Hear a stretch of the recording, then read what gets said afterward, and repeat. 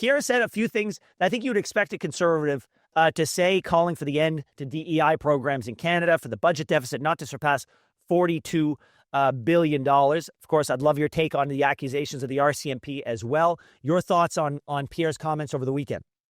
This is shades of the Trump administration, right? They are the ones who have been aggressively anti-DEI.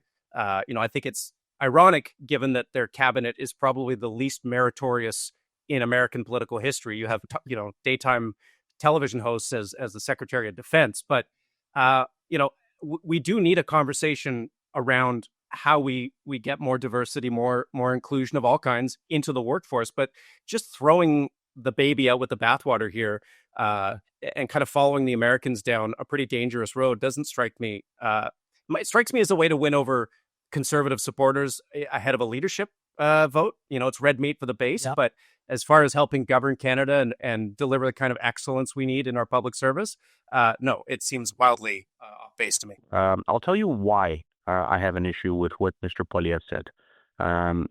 We are a democracy of rule of law.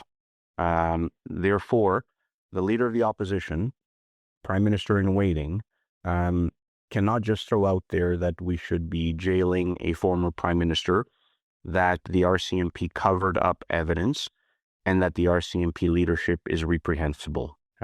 These are institutions that, while they are imperfect, somebody who vies to be prime minister of this country is seen as a moral compass. And I will point out to this, that not a single Conservative Party of Canada member of Parliament has publicly agreed with what Mr. Poilievre has said. And the other thing I'll say is the following.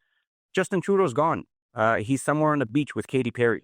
This obsession to constantly campaign against Justin Trudeau of the election that never was also needs to end. Mark Carney's prime minister. Take him down.